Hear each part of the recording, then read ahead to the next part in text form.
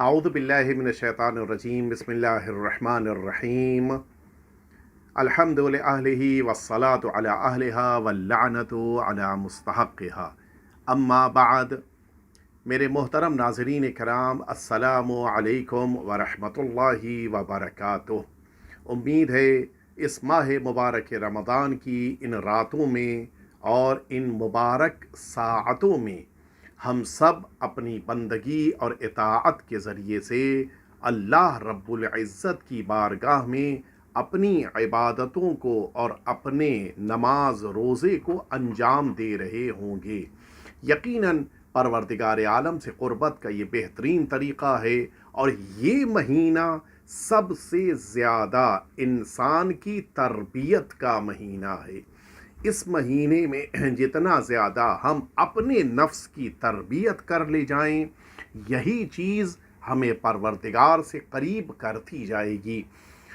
जहाँ तक तरबियत नफ्स और तहज़ीब नफ्स का ताल्लुक़ है, लिहाजा मैंने अर्ज़ किया था उस रवायत को कि जो रिसालत मआब ने बयान फरमाई है, और हमें कोशिश करनी चाहिए कि ज़्यादा से ज़्यादा इस रवायत पर अमल पैरा हों, ताकि हमारी दुनिया, बरज़ख और आखिरत तीनों संवर जाए। मैं अर्ज़ कर रहा था कि रिसालत मआब सल्लल्लाहु अलैहि व आलिहि वसल्लम ने इरशाद फरमाया कि अगर चाहते हो कि मौत की तरफ बढ़ो, और मौत जो हतमी है, जिससे फ़रार मुमकिन नहीं है, इस मौत की तमन्ना करो, तो फिर ज़रूरी है कि तुम्हारे पास कुछ हदिये, कुछ गिफ्ट्स होने चाहिए, जिनको लेकर तुम अल्लाह की बारगाह में हाजिर हो। तो हर मौका 10 मरहले जहाँ पर तुम्हारे तरफ से हदिये दिए जाएं और फिर तुम्हारे लिए आसानियाँ पैदा होती जाएं। ये दुनियावी हदिये नहीं हैं कि जिन्हें इंसान मार्केट से ख़रीद के अपने साथ लेकर कब्र में जा सके। ये वो हदिये हैं कि जो हमारी इस्लाह नफ्स की तरह से हैं। ये वो हदिये हैं कि जिनके ज़रिए से हमें ख़ुद को चेंज करके अपने अंदर तब्दीली लाकर इन्हें इख्तियार करना है। बात चल रही थी हदियतुल मीज़ान की, वो हदिये कि जिन्हें हमें मीज़ान के लिए तैयार करना है। फरमाया कि 4 चीज़ें फ़अरबअतु अशिया, ये मीज़ान के लिए जो हदिये हैं वो 4 अदद हैं, कि जिनमें से 2 मैंने कल आपकी खिदमत में पेश किए थे। जिनमें से पहला कज़्मुल गैज़, अपने गैज़ और अपने गज़ब को, अपने गुस्से को पी लेना, रोक लेना, ये इंसान की तरफ से मीज़ान की खिदमत में हदिया होगा। दूसरी चीज़ थी वरउस सिद्क़, इंसान का सच्चा तक़वा, ये इंसान की तरफ से गिफ्ट बन जाएगा मीज़ान के लिए।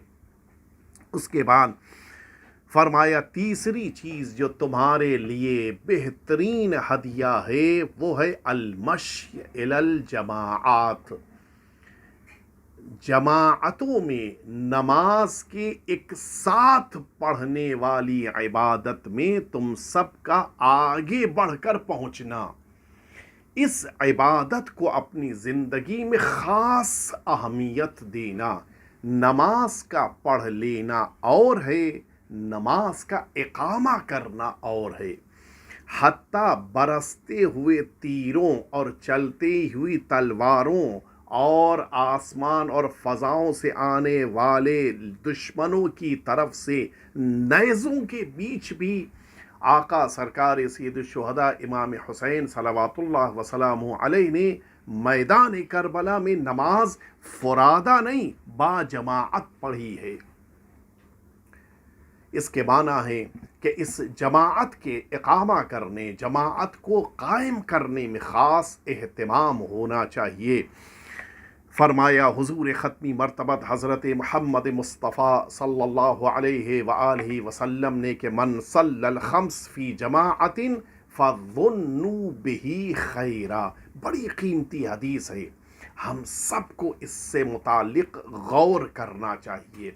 फरमाया जो इंसान अपनी 5 वक्त की नमाज को सुबह, दोपहर और शाम, ये तीनों नमाज़ों को, जो 5 नमाज़ें बनती हैं मजमूई तौर पर, इन सब को अगर जमाअत के साथ पढ़ रहा है, فظنوا بہی خیرا، تو اس کے بارے میں ہمیشہ اچھائیوں کا گمان کرنا چاہیے۔ آپ نے توجہ فرمائی، اچھائیوں کا گمان کرنے سے مراد کیا ہے؟ اگر تم نے اس کو کوئی ایسا کام کرتے دیکھا کہ جو تمہیں نہیں سمجھ میں آیا اور ایسا لگا کہ وہ برائی کر رہا ہے، کہا اس کے بارے میں برا نہ سوچنا، ہمیشہ تمہارے ذہن میں اچھے تصور آنے چاہیے۔ تم نے اس کو ایسی جگہ پر دیکھا کہ جس جگہ کے اوپر تمہارے سمجھ میں نہیں آیا، تمہیں لگا وہ برائی کرنے کے لیے گیا تھا، فرمایا اس کے بارے میں اچھا تصور لے کر آنا، یہ سوچنا کہ وہ کسی اچھے کام سے وہاں پر گیا ہوگا، کبھی برا تصور لے کر نہ آنا۔ کیوں؟ جو اللہ کی بندگی کے لیے ہمیشہ ہر نماز میں مسجد میں حاضر ہوتا ہے، اس کی برائیوں سے تم آنکھوں کو بند کر لینا۔ بڑا اہم پیغام، ہمیں بھی اپنی زندگیوں میں غور کرنا چاہیے۔ ہم معمولاً جسے زیادہ عبادت کرتے ہوئے دیکھیں، اس کے اندر کوئی نہ کوئی خرابی ڈھونڈنے لگتے ہیں کہ اتنی اچھی عبادت کر رہا ہے، کوئی نہ کوئی کمی ضرور ہوگی۔ جیسے کہ بیان کیا جاتا ہے کہ جب انسان کو یہ نہیں دکھائی دیا کہ اس سامنے نماز پڑھنے والے کے اندر کوئی برائی ہے، کیا کرے؟ کہا نہیں، نماز اچھی سے پڑھ رہا ہے، نمازیں ہمیشہ مسجد میں پڑھتا ہے، ہمیشہ باوضو رہتا ہے، لیکن قرات اچھی نہیں ہے۔ یہ جو انسان دوسروں کی عبادتوں کو دیکھ کر برائیاں ڈھونڈتا ہے، اس مزاج کو ختم کرنا ہے۔ اس لیے کہ رسالت میں آپ فرما رہے ہیں کہ جماعت کی نمازوں میں شرکت کرنے والا ہمیشہ اس کے بارے میں اچھا احساس، اچھا تصور ہمارے ذہن میں ہونا چاہیے۔ فرمائے ان صفوف امتی کا صفوف الملائکۃ فی السماء، نماز کی جب میری امت میں جماعت قائم ہوتی ہے تو گویا آسمانوں میں ملائکہ کی صف قائم ہو جاتی ہے۔ والرکعۃ فی الجماعہ 24 رکعہ، فرمایا ایک رکعت جماعت کے ساتھ پڑھنا یہ 24 رکعت نماز کے برابر ہے۔ کل رکعہ احب اللہ عن عبادت 40 سنہ، اور یہ جو ایک رکعت ہے وہ 24 رکعتوں کا ثواب رکھتی ہے کہ جن میں سے ہر رکعت پروردگار کی نگاہ میں 40 سال کی عبادت کے برابر ثواب عطا کرتی ہے۔ ایک رکعت 24 رکعت کے برابر، اور 2 رکعت انسان کی 48 رکعت کے برابر۔ اب ذرا سا سوچ لیجئے، اسی طرح سے اگر 17 رکعت نماز ایک دن میں انسان جماعت سے پڑھ رہا ہے تو اس کا کتنا حساب ہو جائے گا؟ شاید اس طرح سے اگر انسان جوڑتا جائے تو اس پوری زندگی کی جماعت کی نمازوں کا حساب کوئی انسان کر ہی نہیں سکتا۔ فرمایا جناب جبریل امین نے حضور ختمی مرتبت صلی اللہ علیہ وآلہ وسلم کو خطاب کرتے ہوئے، یا نبی اللہ یا محمد، من احب الجماعہ احبہ اللہ والملائکہ اجمعون، فرمایا جو جماعت سے نماز پڑھنا پسند کرتا ہے اے پیغمبر، اس سے اللہ اور تمام ملائکہ، اجمعون تمام ملائکہ محبت کرتے ہیں۔ جو اللہ کا محبوب بننا چاہے اسے جماعت پڑھنی چاہیے۔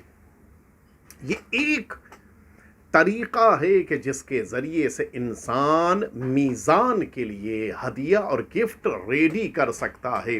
اور اس کے بعد اگلا مرحلہ فرمایا کہ اگر چاہتے ہو کہ تم اللہ کی بارگاہ میں حاضر ہوتے وقت میزان کے لیے ہدیہ ریڈی کرو تو تم اگلی چیز جو تیار کرو گے، جو اس سلسلے کی آخری ہے، الداعی الی المغفرات، لوگوں کو ان چیزوں کی طرف دعوت دو کہ جو چیزیں انسانوں کی بخشش کا ذریعہ ہیں۔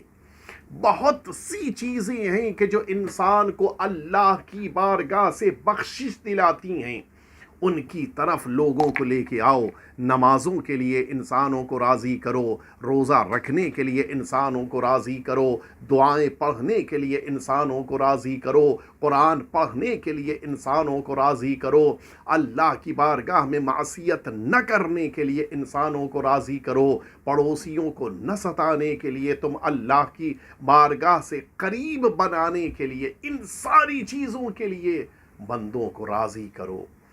الداعی الی المغفرات، نیکیوں کی دعوت دو، اچھائیوں جو اللہ کی پسندیدہ چیزیں ہیں کہ جن کی بنا پہ پروردگار بندوں کو معاف کرتا ہے، ان کاموں کے کرنے کے لیے انہیں تیار کرو۔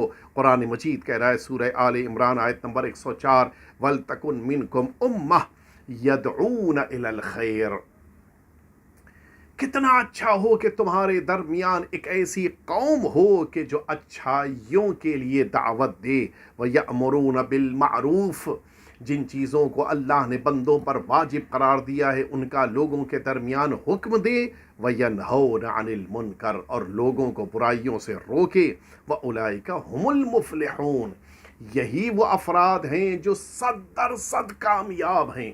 قرآن کی نگاہ میں کامیابی حاصل کرنے والوں کو یہ 3 کام کرنے ہوں گے۔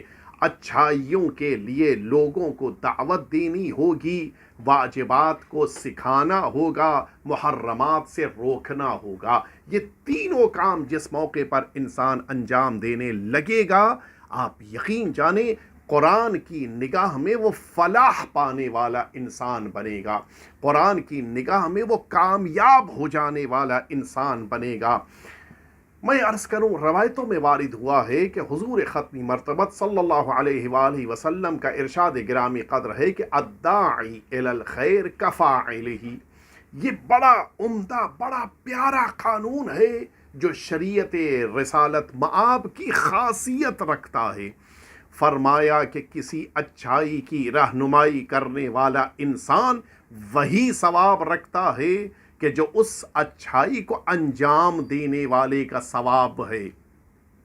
آپ نے توجہ فرمائی، ایک انسان اگر دوسرے کو نماز پڑھنے کے لیے تیار کرے، اس نماز کا حکم دینے والے اور نماز پڑھنے والے، ان دونوں کے درمیان ثواب کا جو رشتہ ہے، وہ نماز سکھانے والے کا وہی ثواب ہے جو نماز پڑھنے والے کا ثواب ہے۔ اب آپ ذرا انصاف سے بتائیے، اگر ہم میں سے کوئی ایسا مرد مومن پیدا ہو جائے کہ جو دوسروں کو اچھائیاں سکھائے گا ایک بار، اور وہ انجام دینے والا ہمیشہ ان اچھائیوں کو انجام دیتا رہے گا، ایک دفعہ سکھا دینے کی بنا پر کتنا ثواب ملے گا جب تک اسے انجام دیا جائے گا۔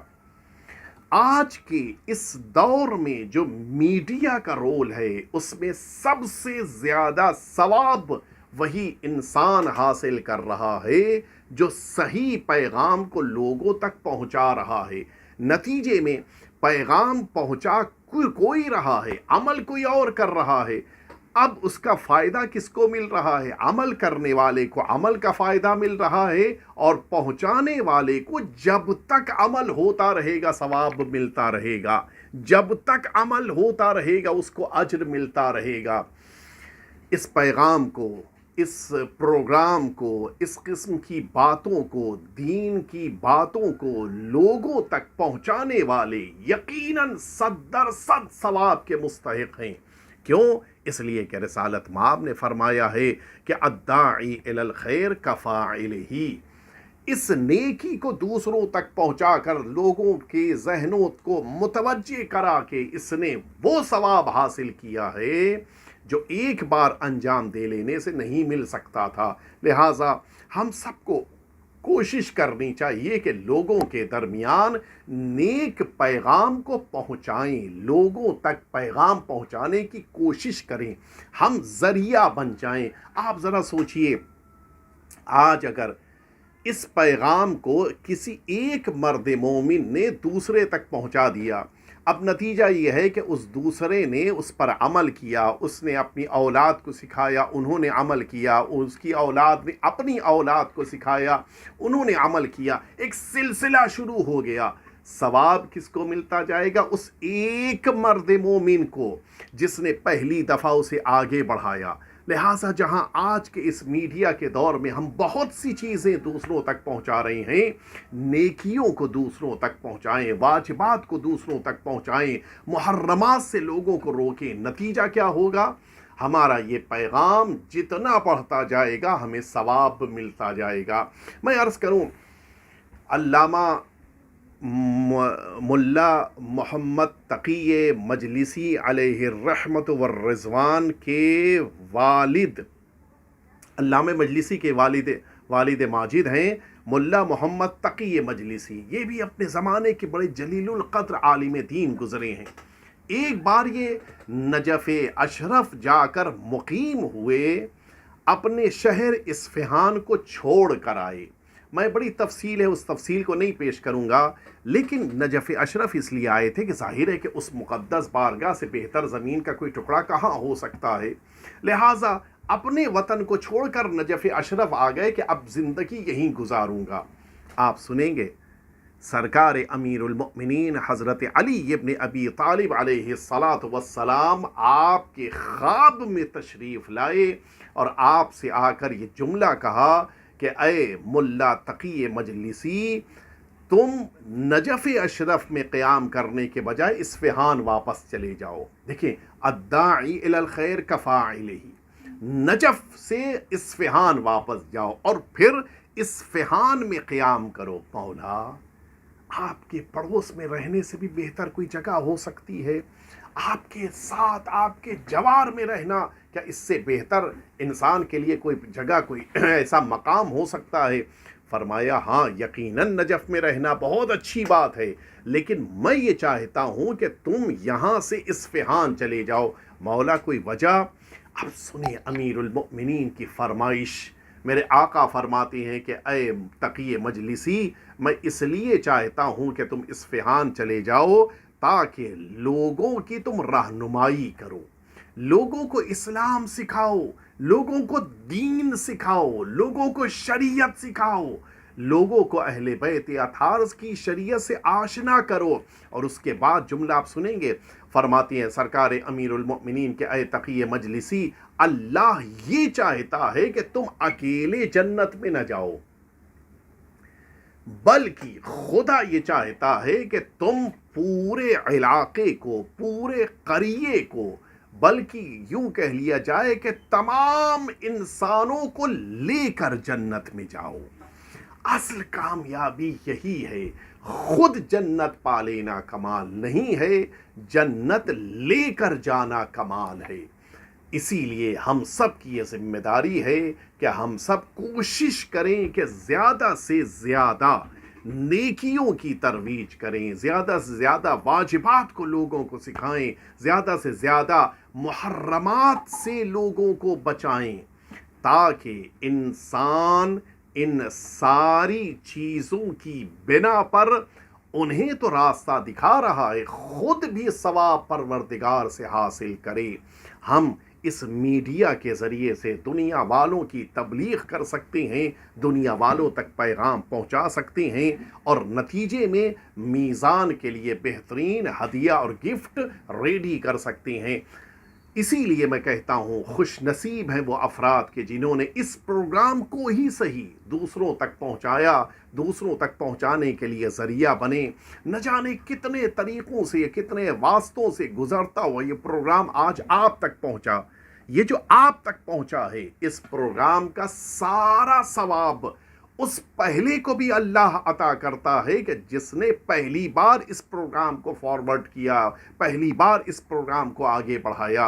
अल्लाह का करम है, दरमियान में जितने लोग आगे आते जाएंगे सबको परवरदिगार अज्र देता जाएगा। आइए रब्बुल इज़्ज़त की बारगाह में हम दुआ करें, वो चारों चीज़ें फिर से दोहरा करके मीज़ान के लिए 4 हदिये करार दिए गए कि जिनके लिए फरमाए रिसालत मआब ने गुस्से को पी जाना, और साथ ही साथ फरमाया इंसान का सच्चा तकवा इख्तियार करना, नमाज की जमाअतों में शिरकत करना और मग़फ़िरत और नेकियों के लिए लोगों को दावत देना।